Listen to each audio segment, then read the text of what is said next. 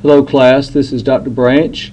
I'm going to talk to you for a few minutes about Christian ethics and alcohol, and we're going to discuss some of the issues related to alcohol. This is a topic which has been debated by Christians in particular for the last 200 years, but I suppose throughout the history of the church for 2,000 years there's been some debate about what is appropriate and inappropriate for the Christian in relation to alcohol. So I'm going to begin with one PowerPoint that simply describes what alcohol is and some of its effects on the body, and then in the second PowerPoint we're going to talk about some Bible passages. Mark Driscoll, the pastor of Mars Hill Church in Seattle, Washington area, published a book called The Radical Reformation a few years back, and in one chapter titled The Sin of Light Beer, Driscoll contends that abstinence from alcohol is a sin, and he explains that he came to this conclusion while preparing a sermon on the Lord's miracle at Cana, where Jesus turned the water into wine. And Driscoll probably is known for saying flamboyant things. I'm not a big Mark Driscoll fan for a lot of reasons, not the least of which was the recent book he published about sex, which I encourage you not to read. So this whole idea that, this is an antiquated part of our past. Frequently you hear people say, this is something that came out of the 1800s in the Victorian age, and everyone knows Prohibition was a failure, and we're so locked in the past. Why does anyone want to abstain from alcohol? What's the harm in drinking a glass of wine every now and then? And Driscoll represents modern preachers who want to say it's okay to drink. Here is a cartoon from Doug Marlette, who passed away a few years ago. He was a liberal Baptist, but here he has Jesus pouring Welch's grape juice at the Lord's Supper, and he's making fun of Baptists because we all drink Welch's grape juice at the Lord's Supper and not wine. Well, how do we define alcohol? Well, there's basically two types of alcoholic beverages: fermented beverages and then distilled beverages. The first thing I would say is, back in the Old Testament and the New Testament era, all they had were fermented beverages, and wine typically has a alcoholic content of about 12.5%. Beer typically has an alcohol volume of around 6%, though some beers can carry a much higher ABV, especially some of the malt liquors. Distilled beverages are made differently than fermented beverages. Distilled beverages, alcohol boils at a lower point than water, and so the idea is you boil a mash with some alcohol containing grain down in there. You boil your mash up to a low simmer where the alcohol boils off but the water doesn't. And so when the alcohol boils off, if you've ever seen a still, an old still that the moonshiners used to use, those copper pipes coming out of the top of the still, what they're doing there is distilling the alcohol. The alcohol has boiled off, it's now in the form of a gas, and then it reforms as a liquid in those coils and drips out. That gives you your alcohol. There were no distilled alcoholic beverages in biblical Israel or first century Judea. So none of the discussions of alcohol in the Old Testament or New Testament addressed distilled beverages. They didn't come till later. I think it was the Chinese who invented distillation, but don't hold me to that. You have to do further research on your own. Whiskey, rum, vodka, gin, these are all different forms of distilled beverages. But here's an important slide that we teach soldiers in the Army, and I think it's important for you to understand as well. If someone drinks a 3-ounce shot glass of whiskey, or a 6 to 7 ounce glass of wine, or a 12-ounce can of beer, regardless of which one of these you drink, you're getting the same amount of alcohol from each of these drinks. So the amount of alcohol in a 12-ounce can of beer is equivalent to the amount of alcohol in a 3-ounce shot glass of whiskey or 6-ounce glass of wine. And this is a very important chart to remember and to try to teach people about. It'd be better to teach them not to drink whatsoever, but this is just for your information. Here's some historical information on alcohol development. Let's talk about alcohol production in the United States. In discussions about whether or not Christians should drink alcohol, this topic is often overlooked by most pastors and youth leaders that want to say it's okay to drink, and that is the massive amount of money made by alcohol companies.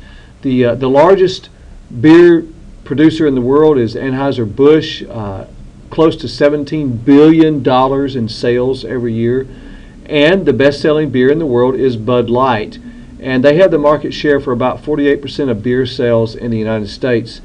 They're now a multinational conglomerate. You can see my notes for the details on that, but the U.S. headquarters is still in St. Louis. Anheuser-Busch is a famous entity in St. Louis and here in Missouri.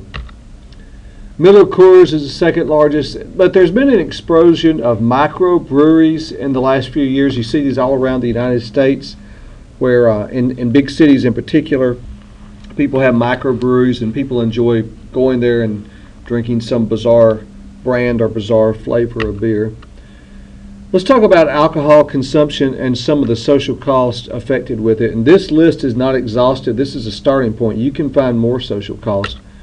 But first of all, the average consumption, I've got some data here for you from 2011. According to the CDC, about 52% of adults over age 18 classified themselves as regular drinkers. Out of that group of 52%, 60% of men and 44% of women self-identify this way. So there's a higher number of men who identify themselves as regular drinkers. Binge drinking, 5 or more drinks on one occasion for men, 4 or more drinks on one occasion for women within about 2 hours. There's a lot of research out there showing that college students are more likely to engage in binge drinking than their non-college peers. And with that in mind, I read a study a couple of years back which made a strong correlation between these drinking parties, these parties that are had on college campuses, and the attempt by some of these young men to find women who are targets for exploitation. And I guess what I want you to know is when the seniors at a fraternity on Mizzou's campus or the University of Arkansas's campus invite the young college freshmen, 18, 17 years old, fresh out of high school, to a party, they're not inviting them there because they want to be their friends. They're inviting them there hoping they'll get drunk and they can have sex with them. That's what's going on. So there is a connection between alcohol and sexual assaults and binge drinking. So this slide and this slide are closely related. Drunk driving, this is a picture of a drunk driving accident on the highways. 2011, the Mothers Against Drunk Driving said almost 10,000 people died in drunk driving crashes in the United States. And car crashes are the leading cause of death for teens, and about 1/3 of those are alcohol related. Here's your alcohol-related traffic fatalities around the United States. I don't know what year this was, but it just gives you a sample, a snapshot of our nation at one point, and the number of fatalities on the highway that are connected with a blood alcohol content of 0.08% or more. Underage drinking. In 2003, about 45% of 9th through 12th graders reported drinking alcohol on one or more occasions in the past 30 days. And if you're a youth pastor, you know your teenagers drink. But this is something pretty interesting. This seems this seems intuitive that you would just know this, but it's interesting to see that this has actually been documented. 1996, they did a survey of college students, and what they found is the more you drink every week, the lower your GPA.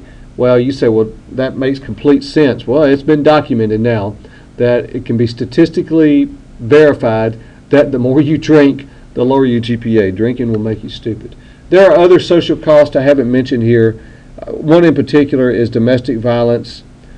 I cannot tell you the number of times when I've talked to families that are going through difficult issues, and so often it goes back to alcohol. The husband gets mad and hits his wife. The wife gets drunk and goes and parties and sleeps around. The husband sleeps around. He says, I was drunk when I did it. I cannot tell you how many bad things in homes are related to alcohol. There's not a lot of good that happens. Well, what about alcohol in the human body?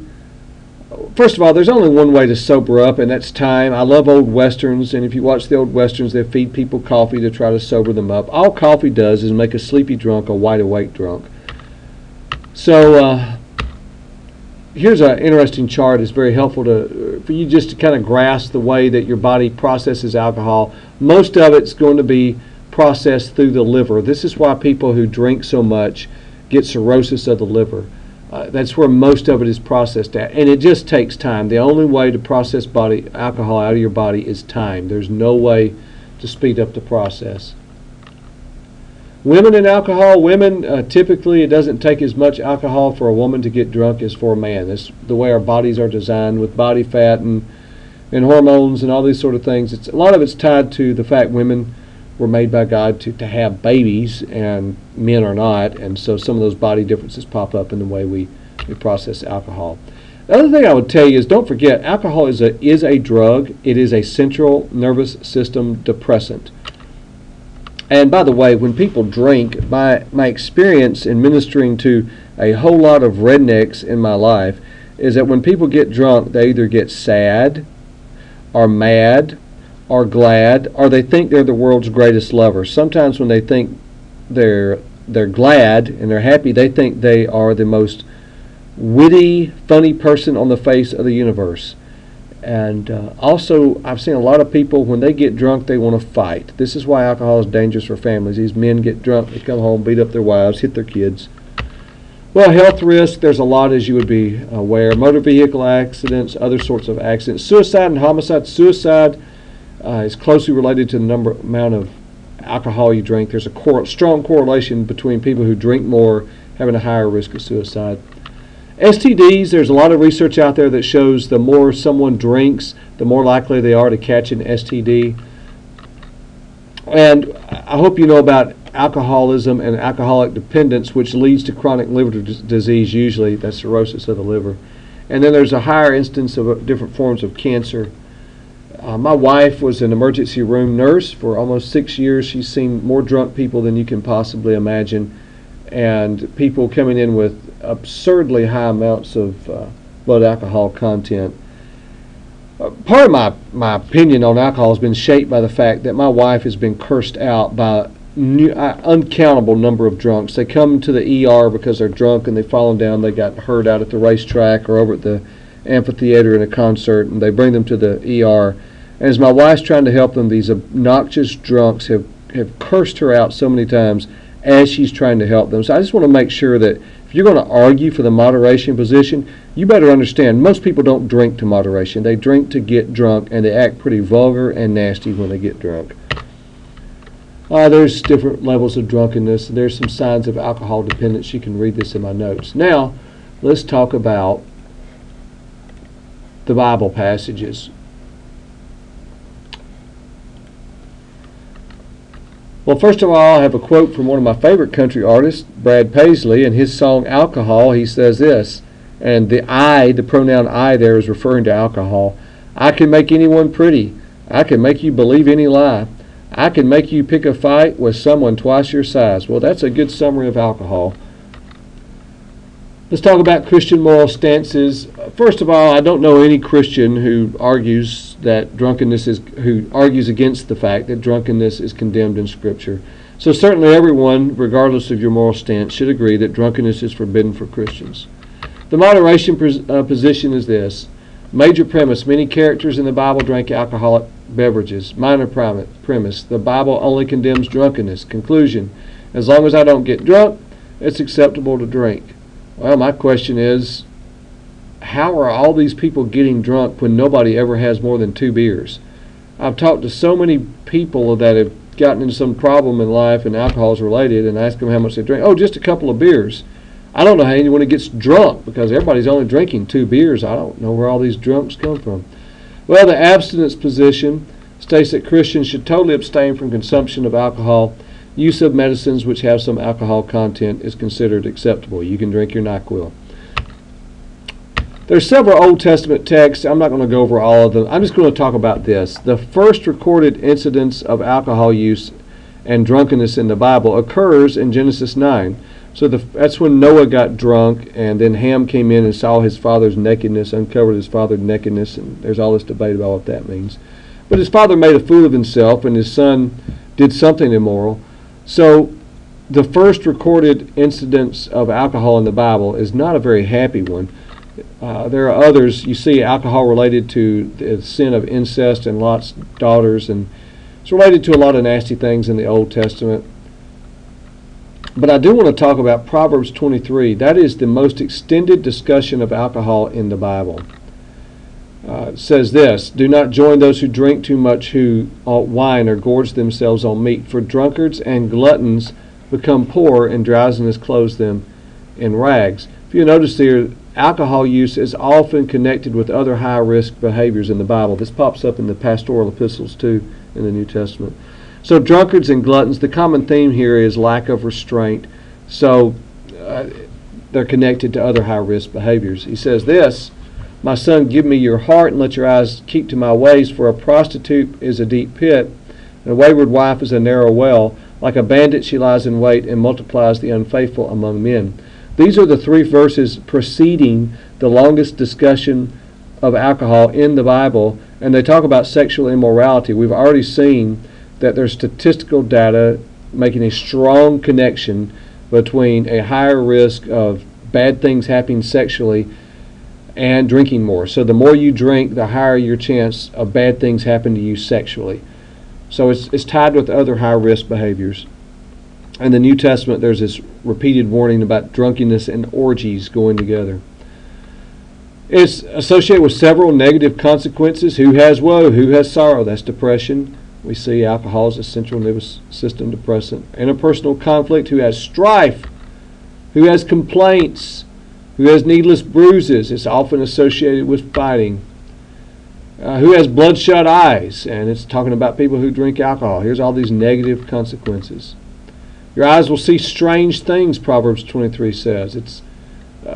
In fact, the use of alcohol is inconsistent with the great theme of Proverbs, which is finding wisdom.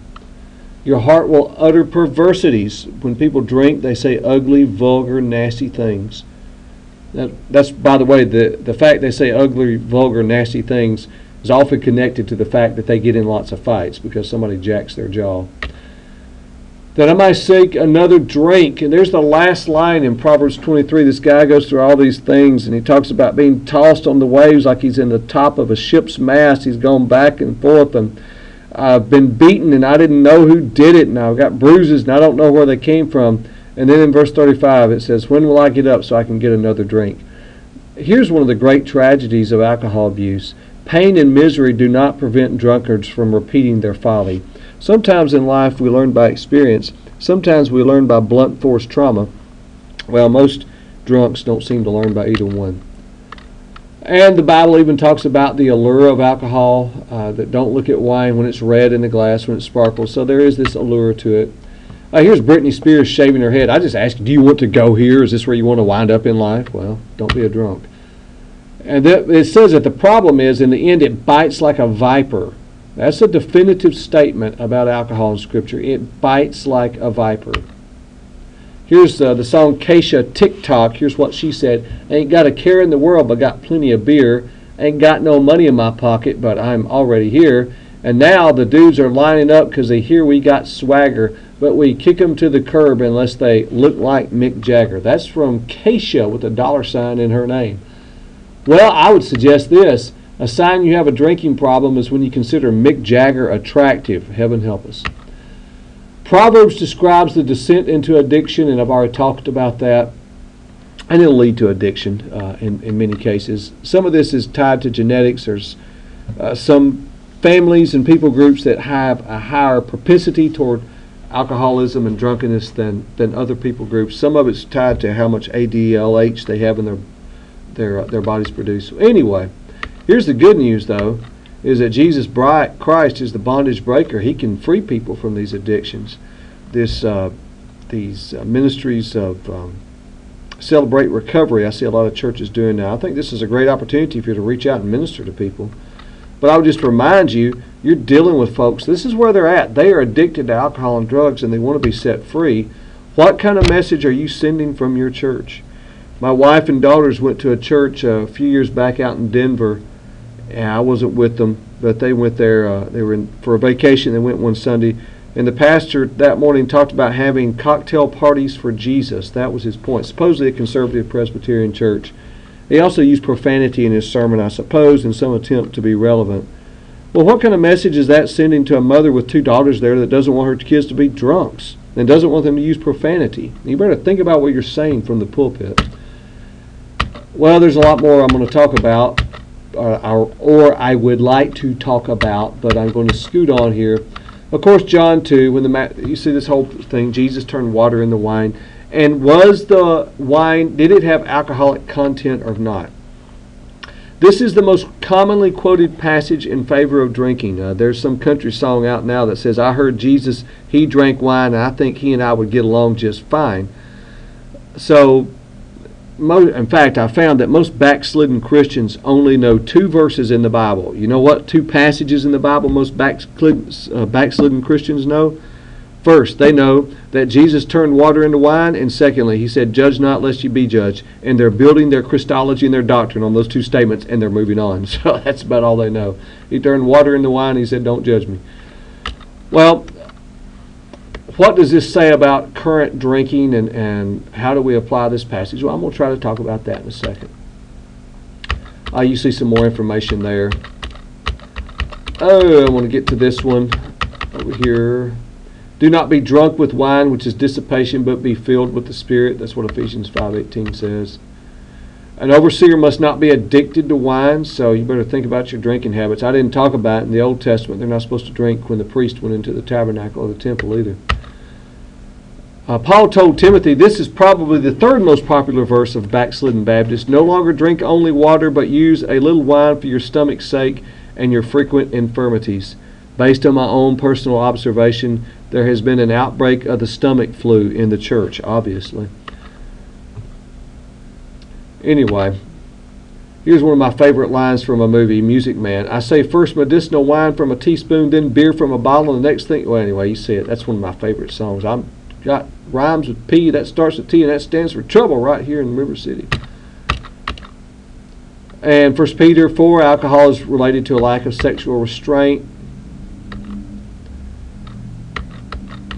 I have a quote here I want to read you about drinking in biblical times. Here's what Robert Stein said a number of years ago. To consume the amount of alcohol that is in 2 martinis by drinking wine containing 3 parts water to 1 part wine, one would have to drink over 22 glasses of the biblical wine. In other words, it is possible to become intoxicated from wine mixed with 3 parts water, but one's drinking would probably affect the bladder before it affected the mind. What Stein is driving at is the alcohol content in a lot of what they drank in those days was in fact a lot lower than what we have today. So I'm going to call this a gracious call to abstinence. First of all, I've already said this, I contend that all right-thinking Christians affirm the Bible clearly teaches drunkenness is a sin. So we all agree on that. Nobody should get drunk. Well, I've never met anyone who's had more than 2 beers, so I'm amazed that anyone ever gets drunk. Oh, I need to say this as well. Some of you young guys, you run around saying, oh, you old fuddy-duddies, talking about you shouldn't drink, y'all don't know what's up, you don't know what's going on. Hey, you need to pay attention to this. When people get drunk, they get violent, vulgar, offensive, and they make very poor choices. Baptist preachers who have opposed drinking have not done so without reason. They've seen what alcohol does.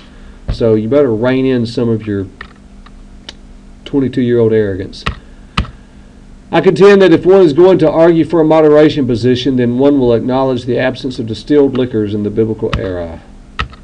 So here's a question. If you argue for moderation, do you in fact drink moderately? Most of the rednecks I know do not. Third, it is also the case that Baptists have consistently used church covenants which have upheld the goodness of abstinence. Well, we all know the old joke. You know why you take 2 Baptists fishing with you. If you take 1 Baptist, he'll drink all your beer. If you take 2 Baptists, they won't drink any of your beer. Well, the reason that's funny is because we all know that Baptists have not lived up to the church covenants, but church covenants challenge us to our best, not our worst, and they're a good thing. 1 Timothy 5:23 has no reference to social drinking. Now, I will say this. I think some people from the abstinence position have overstated their case. There are passages in the Old Testament where the abundance of wine is associated with God's blessing. They're in there. The wine production industry in that day, it was very small compared to the mammoth industry of alcohol today. This is something I think is often overlooked. It's widely available now, has a corresponding effect on the number of alcoholics. Though the Bible does seem to mention wine in a positive light in a few places, the majority of passages which address alcohol clearly denote its negative effects. The health benefits of alcohol, I often hear people say this. They'll bring up some obscure study about some group of people in southern France have a lower rate of heart disease or something, and they're saying it's because they drink wine every day. Yeah, there might be some stuff like that out there. I've got tons more studies that show negative things associated with alcohol. So any health benefits that might be out there are much, much overweighed by the negative effects. There does seem to be a difference between the alcohol content in that day and in our day. There does seem to be a responsibility to set an example in a society consumed with alcohol. For many new believers, the first sign they've left a life of sin is to stop drinking alcohol. Sometimes discussions of alcohol are over-fixated on the alcohol content of the wine at the wedding of Cana, when perhaps the focus of conversation should be the best way to live under the lordship of Jesus Christ in one's particular culture. How's the best way for me to live a separated life in my culture? And then Christian parents should think very carefully about, if you don't want your kids to drink, then there's a lot of evidence out there. There's a strong correlation between kids who don't drink and their parents who don't drink. I hope you're going to think very carefully about your moral stance on alcohol. If you're going to be a leader in God's church or a missionary, counselor, therapist, whatever it may be, people are going to be making decisions based on what you say and what I say. Quite frequently, someone says to me, but Dr. Branch, isn't it possible for some young Christian couple that loves Jesus and they don't commit any sin, and they're driving through the wine country of Northern California, and they stop and have wine and cheese and bread on the side of a hillside, and the sun is shining and the breezes from the Pacific are blowing in? Isn't it possible for someone to have a situation like that and no sin be involved? Well, I think the answer is yes. That's certainly possible. It's just that's not how most people drink in our country. So I guess my hope is that if you're going to argue for the moderation position, I hope you certainly drink moderately. But if we're going to argue for the abstinence position, I hope we take the full text of Scripture and the content, and we know what the Bible is saying at a lot of different levels.